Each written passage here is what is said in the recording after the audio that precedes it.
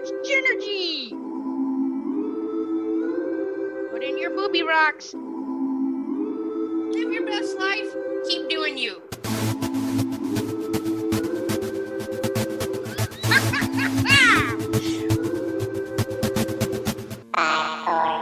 So much energy.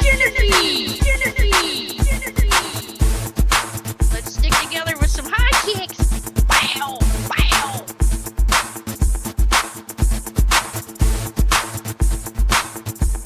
Hey everybody, welcome to this episode of So Much Energy. It's me, Jenny McKinney, and I am solo this week.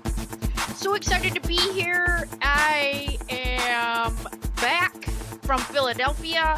I wanted to share my experience there. So I got to meet Cindy Kaza, and if you don't know her, she has been on different paranormal shows as an investigative evidential medium. She's been on the Holzer Files, which is so good. You should find that and watch it. There's only 2 seasons though. And then she picked up at the end of, I believe, season 15 of Dead Files. So she replaced Amy on that show. She was on, she's now on Ghost and Grit with Jack Osborne on YouTube. But she's been on a whole bunch of other shows, and she's an amazing medium. I first took some classes with her, I thought about a year ago. Come to find out it was 4 years ago. Whoa, time warp! And so that was an amazing experience to be with her and Natalie, Lucia, who is my mentor in those classes. Also, a big shout out to all of the mediums that I met there. And I got to stay in an Airbnb with 5 other mediums. And of course, our condo was haunted. So I'm sure all the spirits were like, hey girl, like, I'm right here, listen to me. So maybe one of them unplugged the fridge or something because the fridge didn't work. Oh well, what are you gonna do? So Philly was an amazing experience. And then last weekend, and before I talk about the fundraiser, I wanted to give a special shout out to Angela McShane in Minnesota over there, who is a listener to every episode and is just so excited for everything that we're doing. So Angela, thank you for being a big part of our So Much Energy listenership, and that we appreciate you listening every week, and I know that you're excited. Martin is just so great. Martin is her son. Just in case other people are like, who is she talking about? So Martin is, I met him in one of our psychic mediumship classes. So yeah, that's so great. So thank you for that. The fundraiser that was held last weekend was a sold out event. It was amazing. If you donated, thank you so much. If you sent good energy, we appreciate that. So I just wanted to share some like fun behind the scenes things. So back a few episodes ago, Vanessa Alberry was on our show. She's an Akashic record reader. She did a reading for me, an Akashic record reading for me, and she's the one that told me I needed to put this fundraiser together. So I just ran 100 miles an hour right into left field. I don't know what I'm doing. I've never done this before like this, and she told me to put this fundraiser together. And honestly, it was all literally like domino pieces that just literally fell into place. And that's how I knew I was in alignment with putting this together. I was so excited. So I reached out to the owner of Tennessee Hills Brewstillery, who had honestly been asking me to do a comedy show for about 7 years.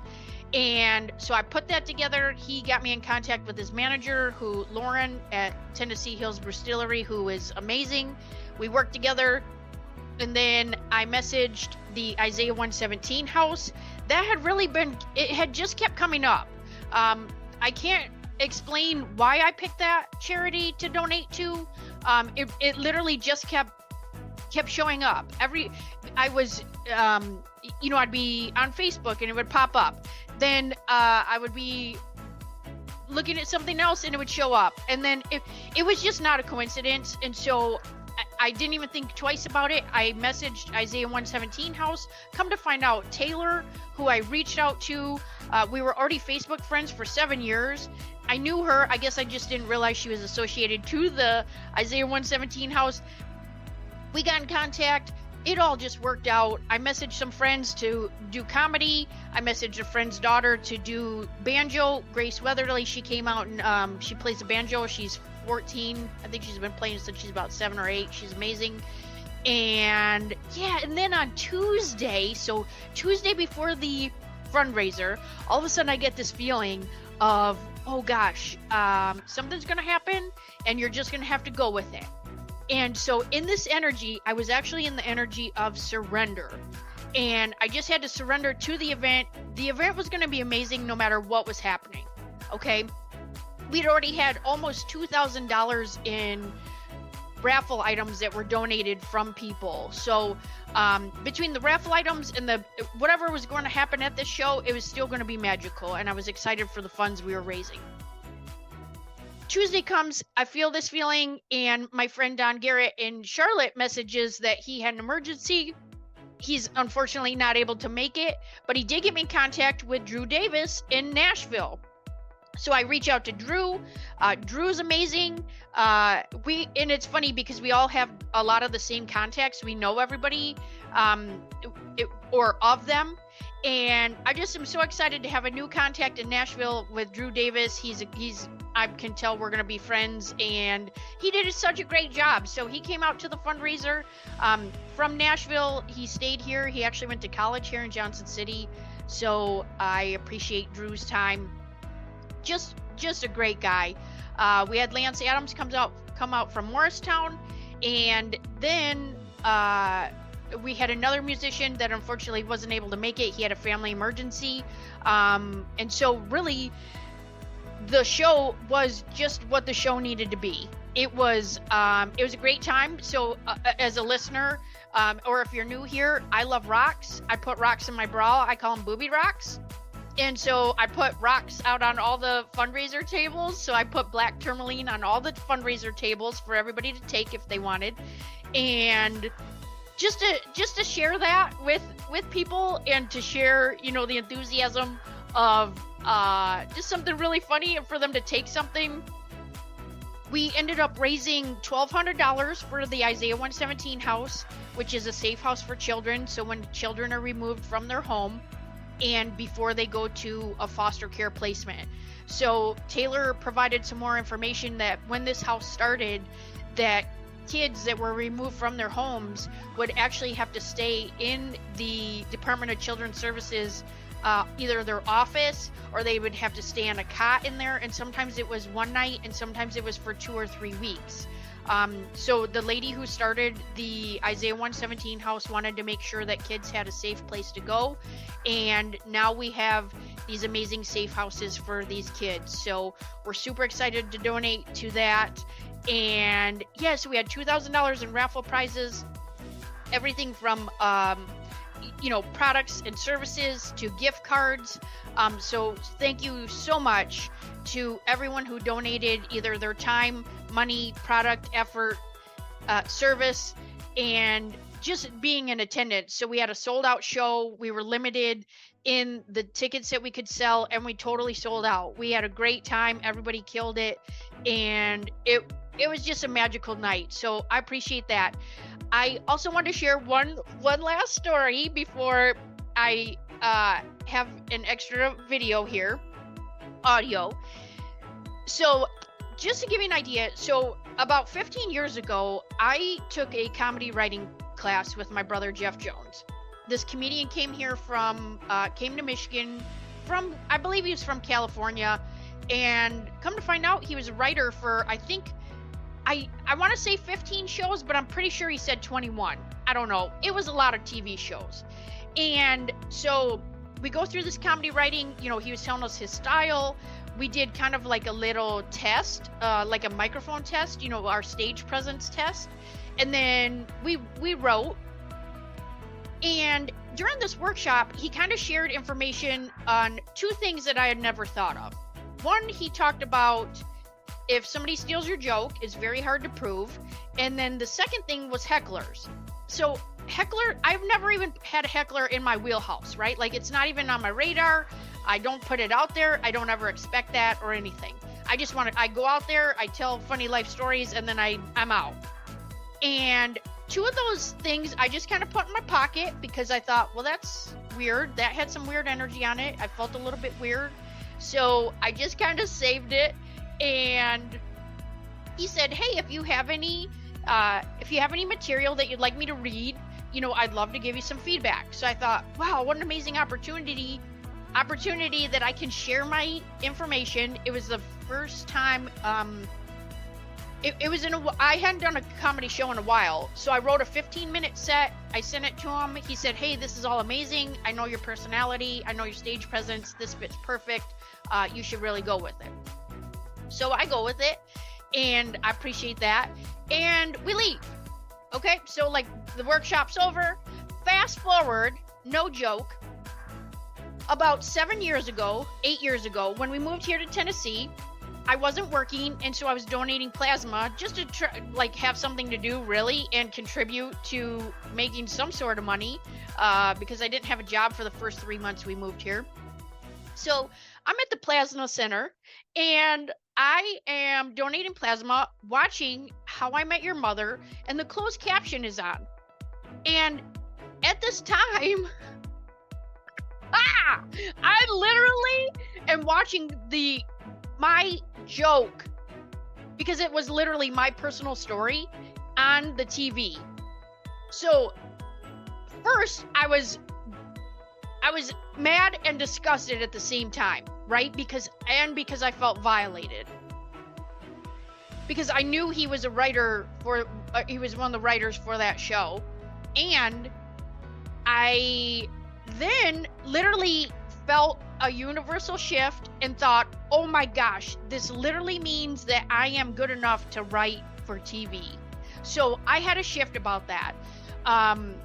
So yes, I felt good enough to write for TV, but what this did is this also made me almost kind of hoard my material and not want to share it.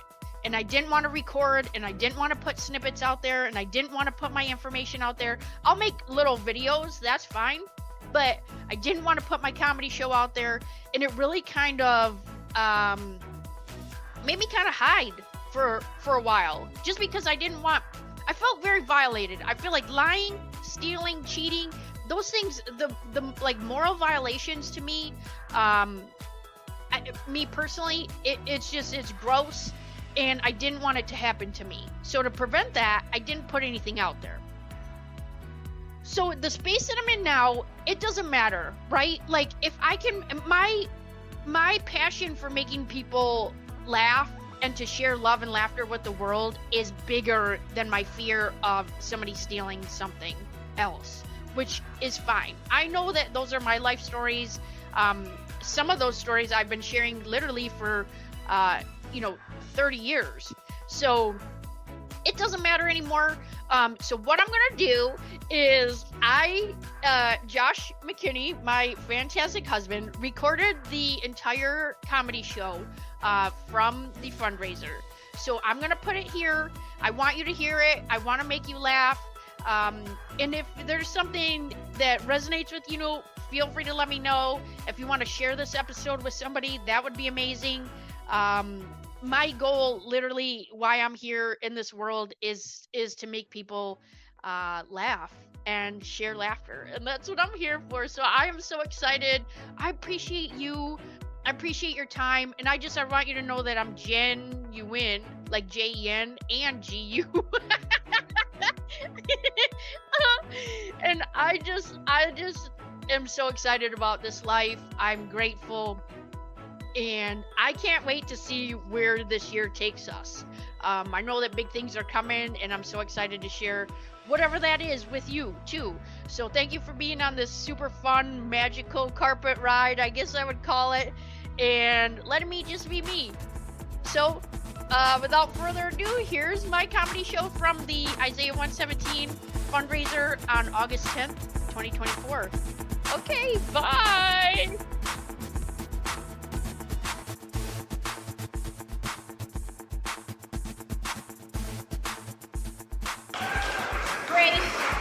And Lance, thank you so much. Thanks again for everybody coming out. I apologize, we're going to be running a little bit behind. was gonna make a butt joke, but forget it. Okay, so I'm Jenny McKinney. I appreciate being here. I come from a place 9 hours from here called my mom.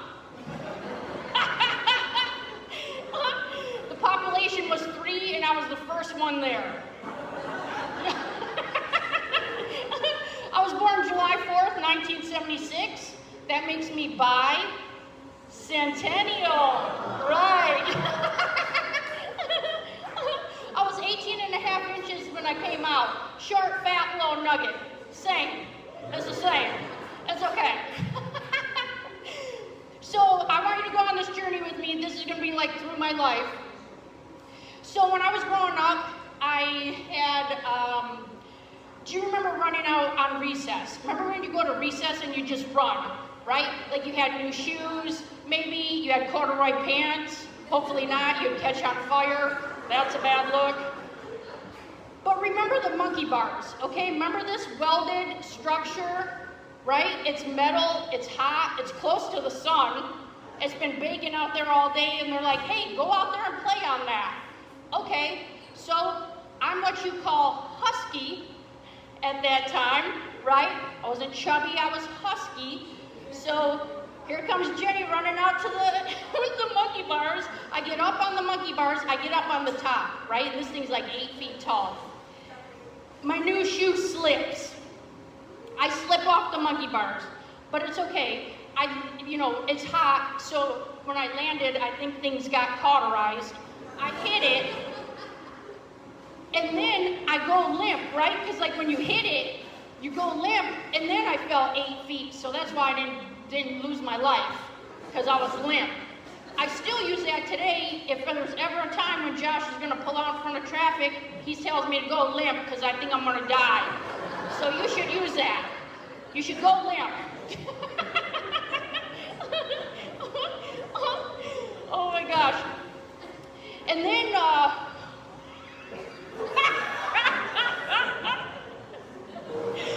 okay, so now I'm still at school, it's elementary, right? I have on a yellow t-shirt and pink sweatpants. Not that I remember this, but we're out on recess and it's gym class. Remember gym class? And this was not parachute time, we were out outside. Okay, so did anybody here do a banana split? Does anyone know what that is? I ate a lot of them, that's why I was husky. That's not what I'm talking about. No, banana split is when you go out on the swing set and the bigger person sits on the swing, okay, me, sits on the swing, put my feet on the other side, then the other person sits on my feet and does this, and then we swing. It makes no sense, and it's called banana split. Okay, so now I put my arm up because I'm waiting for, to get some momentum. The boys come over and start twisting the swings, and my arm's in it. And it starts looking like a exploded water balloon that's about to happen, right? Well, what do? I keep laughing. It's not funny, but I keep laughing. So he's like, oh, she thinks this is funny. I'm gonna keep twisting her. I just keep twisting and twisting until I wet my pants. Yeah, no, it's okay. It's fine. So then, I have pink sweatpants on, remember? It's fine. It's fine. No one's even going to see this. Until we go back in and it's gym class. And he's like, okay, hey, everybody circle up. All right, cool. Did you ever pray to everything holy that the teacher does not call on you at a certain time? Yeah, same. Okay, so we're in a little half circle. I'm like, oh, don't let Mr. Hollis call on me, please. You know why? Because it's chin-up day. This is the only chin-up I do. Right? I don't even think if my pants were on fire, I could be doing a chin-up. I'll tell you that, right? Okay, no worries. So I turn around, right? He's like, hey, Jenny, come on up. I was like, oh, I knew it. So I get over there against the bar and I put my arms up, right? And then my t-shirt lifts. Now everyone knows I have peed my pants in 5th grade. And it's fine. I'm emotionally stable at that time. So I handle it, right? So I turn around and I yell, shut up, my butt is sweaty. That made it better. Oh, whose butt is that sweaty? You got a problem, girl. That was terrible.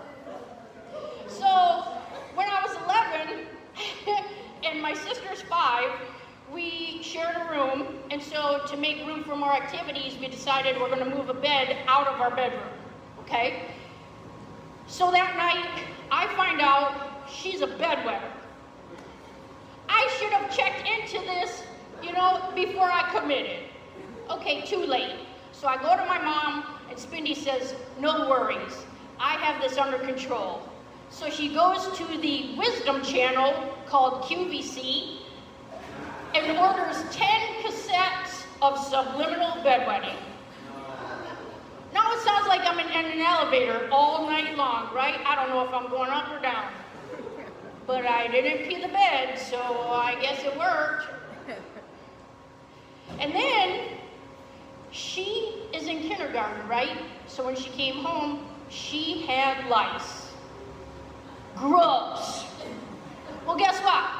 Joke's on her, because I didn't get it. You know why? Because I had pee on me. I call that the power of pre. The power of pee protects me. And then you know what I called that? Urine lock. Wow! No, that's good times. I made a shirt. We made a shirt to commemorate the event, a urine lock shirt. Who wants this? It's a medium. Yeah, get it.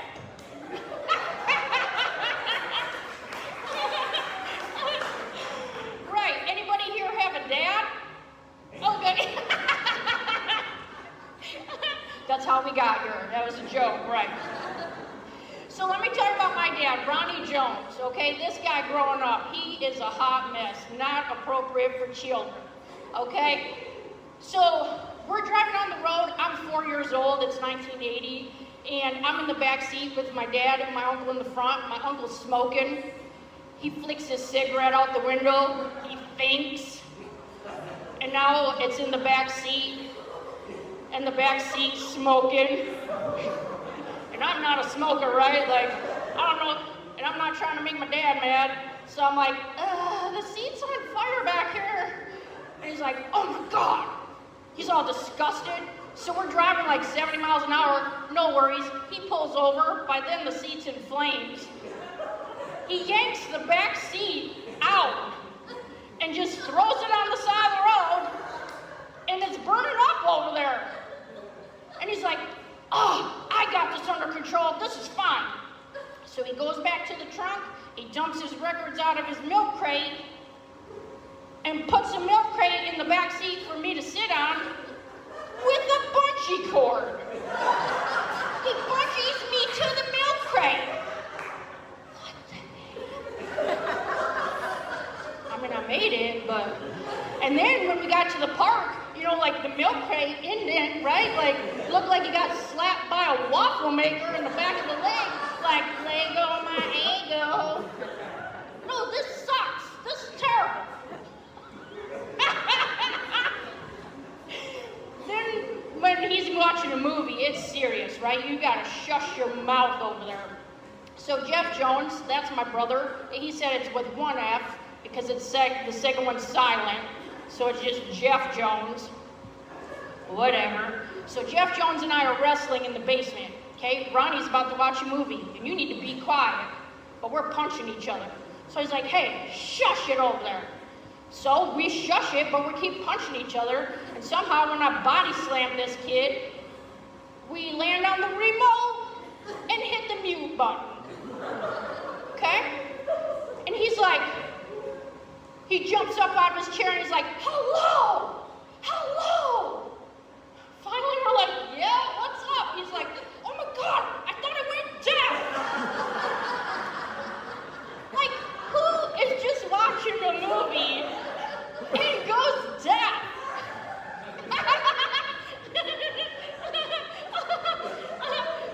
That's for real. This is all real. This is all for real, yeah. So then, this guy's a mess. So then, so speaking of going deaf, he worked at GM, and when he was 18, he snagged a semi-horn, okay, like a semi-truck horn. He took that from work. He put it on his car, okay? My granny hummed 100% of the time, Okay, my granny hummed all the time. So she's outside mowing the lawn with that like little rusty lawnmower, right? You know what I'm talking about, this one? Yeah, you get it. So she's out there pulling the lawnmower back, humming. He crept up on the lawn and blew that semi-horn, and she just passed out. He jumped out, he's like, oh my God, I thought I killed you. That was rude. Then one time, later on, my sister was in a counseling session, and her counselor asked us to all come in. Not because of the bedwetting, that was separate. But, so we're in this counseling session with my sister and my dad, and they say, hey, tell us all these things that you've been on or what's been going on. So she starts listing stuff off. I don't even know what's happening that she's talking about. And he's like, oh my God, I thought you're just on doobies. I was like, you cannot be yelling that at the counseling session. And then he put those fly strips out in the garage, right? And those things are like so sticky, they're a hot mess. And P.S., have you ever seen a fly wear clothes? Fly strip? That's so stupid. It gives me every time. But he puts them out in the garage, right? And they're grabbing everything but the flies, like moths, my mom's wig, cats. I mean, can you imagine like, hey, where's Snickers? And then you gotta pull that off there? Is that considered waxing your kitty? Wow! Oh my God. Oh man, good stuff. So let me tell you about my grandma. Her name's Avis Davis. Probably not related to Drew over there. But yeah, so Avis, she would put salve on everything. Did your grandma put salve? Did you use salve? Oh my gosh. So she would put it on everything, like, hey, you got chapped lips, put salve on it. Oh, Jeff Jones fell out of the tree and broke his arm, put salve on it. I was like, Graham, that's not how that works. Like, probably need a hospital for that. And then she had a change purse that was such a hot mess. Like, she had change in there, half a stick of gum, pills that she wrote letters and numbers on. I think I'm taking an A for aspirin, but I got ink poisoning at the same time because she wrote on it. I mean, I asked for a half a stick of gum. It's clearing out my acne because they had all the pill residue on it. I don't know what's happening. It was a...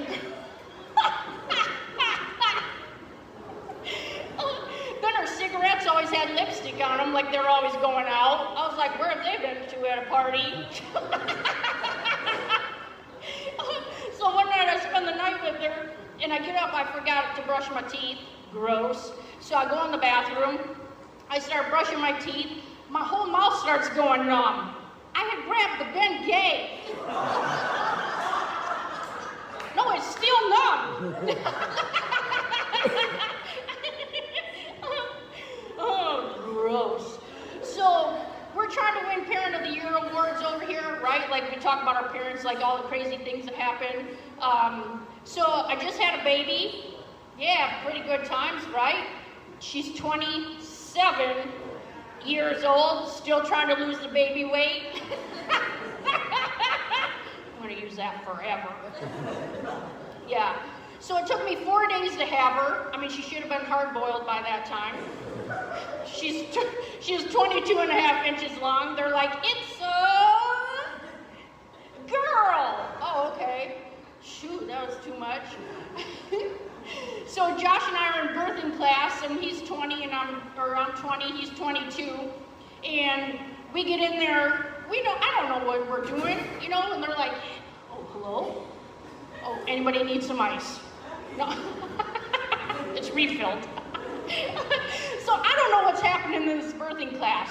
So we're on the floor. She tells us, lean back into your partner. Okay. So I lean back. She got a serious lisp. Okay, and she's been spitting all over us all night, right?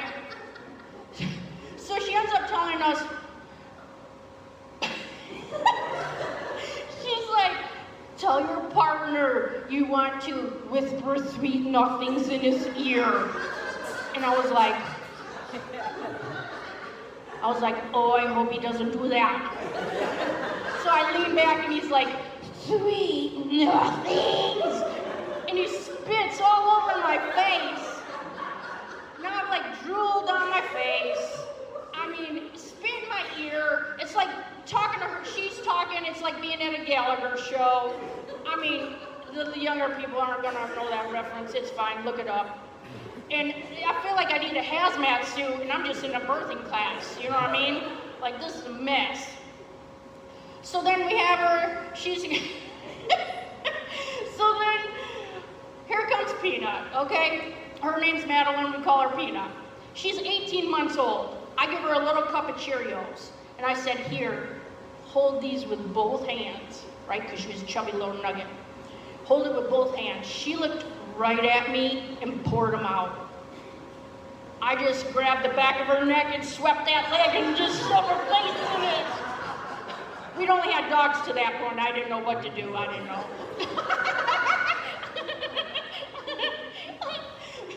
So fast forward, and then she gets to school, right?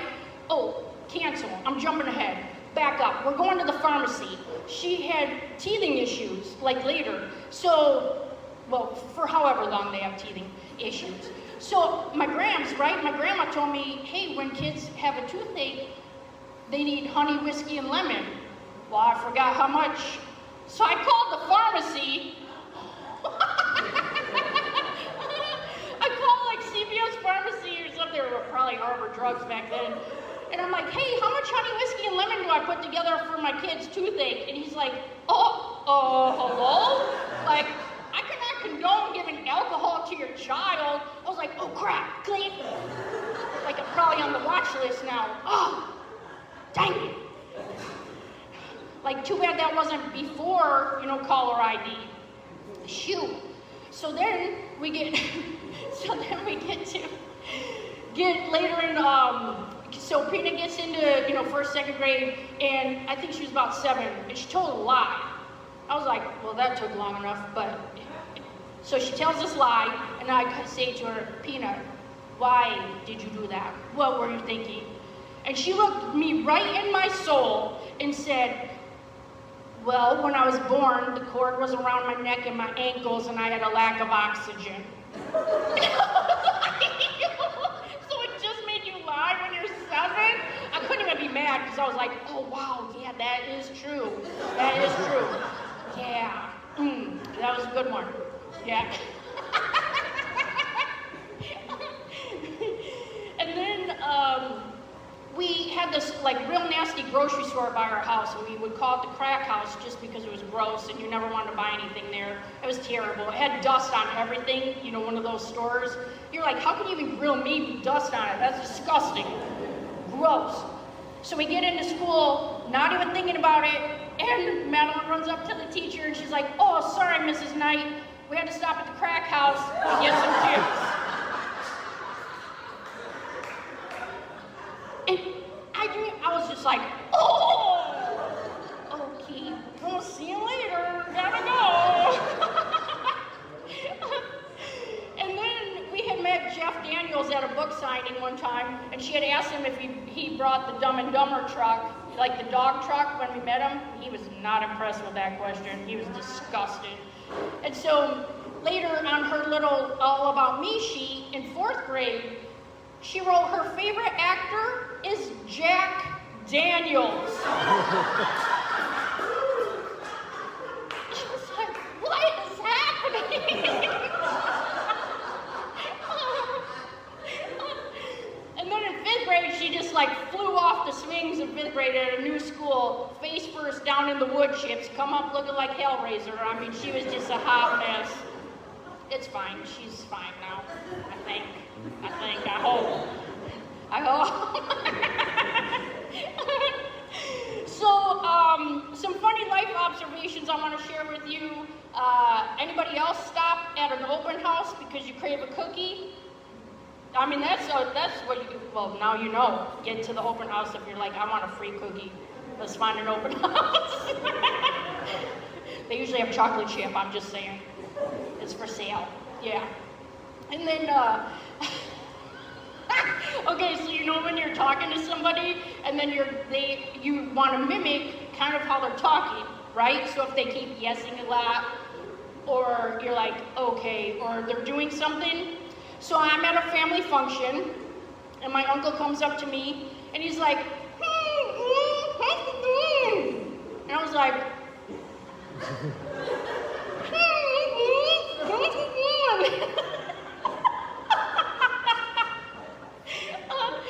it's fine, my uncle's deaf, he knew he was just reading my mouth, but I just wanted to respect him and talk to him how he was talking to me. My family's like, you're an a-hole. So I'm like, okay, well, I guess I'm going right to hell, so I'll just stand here and wait for the trap door to open, right? Bye! Oh my gosh. So, has anybody here ever worked with or been around like those 80s ladies? You know those ones with like super dry hair, and when they go smoke, like you're scared for their life? Like they're gonna go out there and spontaneously combust, or come back looking like that scary baby doll head that only has like 3 pieces of hair hanging out. Or even worse yet, hang on. Look like Fire Marshal Bill King. And he's like,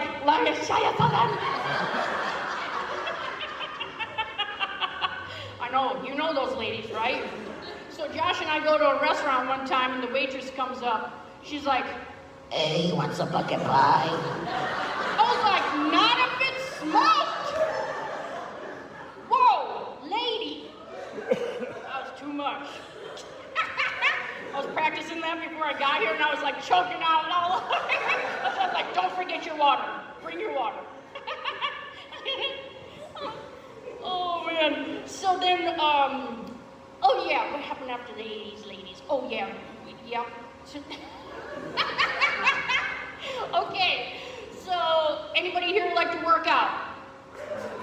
Right. Yeah, okay, a few of you. 4, great, good job. It's just for the health of it, right? I know, I love that. So I'm at a hip hop workout with somebody here in this room. Her name rhymes with Gabrielle. And I wore a new bra that zipped in the front. I don't know who thought that was a good idea, right? Because during a jumping jack, those things blew out of there like 2 blown out airbags in a car accident. Not only that, I put rocks in my bra, and they shot out at Mach 5, and I almost killed Lurleen in front of me. She was trying to get healthy, and I almost killed her because I put a rock in my bra. And that's why you all have rocks on your tables, because I like booby rocks.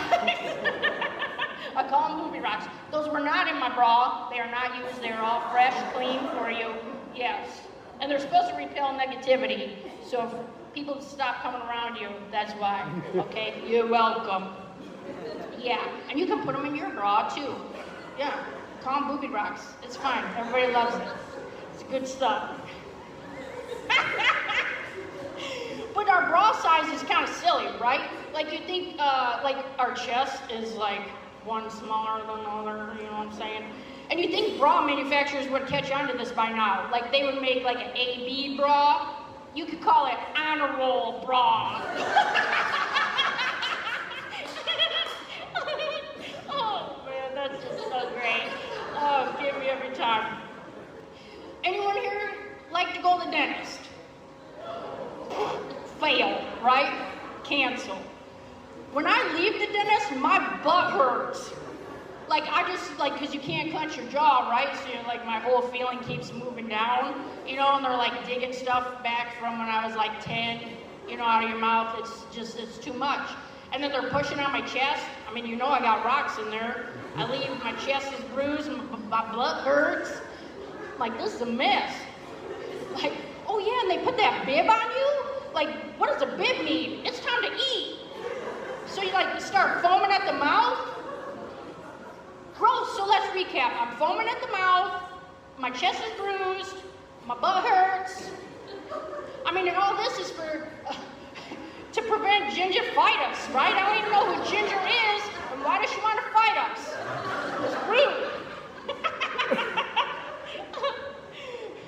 How many here like breathing?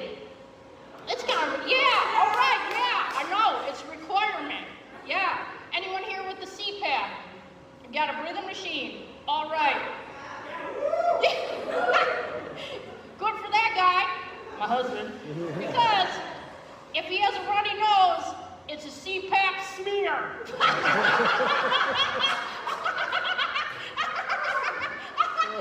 He's like, I'm out. I'm out. Yeah, that was not.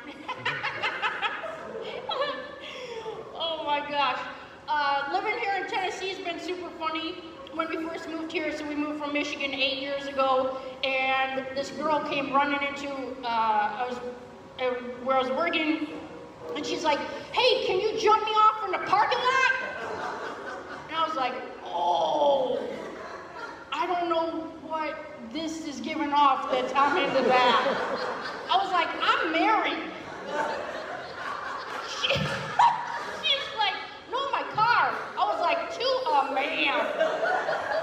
But she was mad. She was very mad. That did not work out too good. And the rainbows here have been amazing. The first one I saw was in the mirror because it was my wig, so that was pretty cool. But the rainbows, you remember learning the rainbow, like Roy G. Biv? Yeah.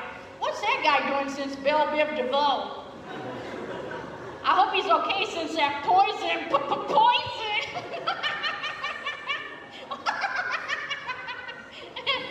Stupid. That was stupid. I know.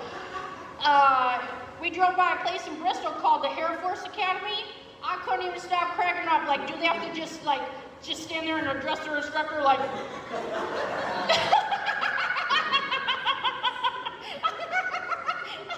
You're gonna see it when you drive by. Be like, oh yeah. I remember that. Then we saw a single wide with an RV in the parking lot in the same driveway. I was like, how does that work? Like when you get mad at somebody, you're like, you go to the outside living room. Is that, I mean, I don't know. That was pretty cool. Oh man. Okay, so depression's a real thing, right? I mean, I'm just sharing that just in case, it's terrible. So, but you know what is super terrible and depressing? A hot OBGYN. Yes, that's very terrible. So what I've found is when I go to the doctor, the girl doctor, cancel this for the boys, I found that when they, take the clamp out of that freezer drawer and help you, I found that when I laugh and I'm on the table, that clamp shoots out. It shoots right out of there. And then it busts Mr. Hot OBGYN right in the mouth. Now he's hot with missing teeth. Yeah, I know. And you know what's even worse? When you get in there, they give you like this little pack, right? They're like, here's your gown. And you're like, why do I need salt and pepper? I don't even know what's happening, right? Because you're trying to like get on the table and you're like, okay, this is right? Like, oh my God, I don't even know what's happening. Like, this is it? The whole thing? This is the whole thing? Is it? Oh, scoot down. Yeah, I get it, whatever. So I was telling my friend about this, okay? She's like, girl, listen to what happened to me. She said, I was running late for my appointment. I run home, clean my pits and my biscuit. And she runs off to the doctor, okay? She said, I get there, and the doctor's like, oh wow, you really spiced it up for me. And she didn't know what that meant until she got home and realized the kids had done crafts and it had glitter on the washcloth. She glittered her biscuit.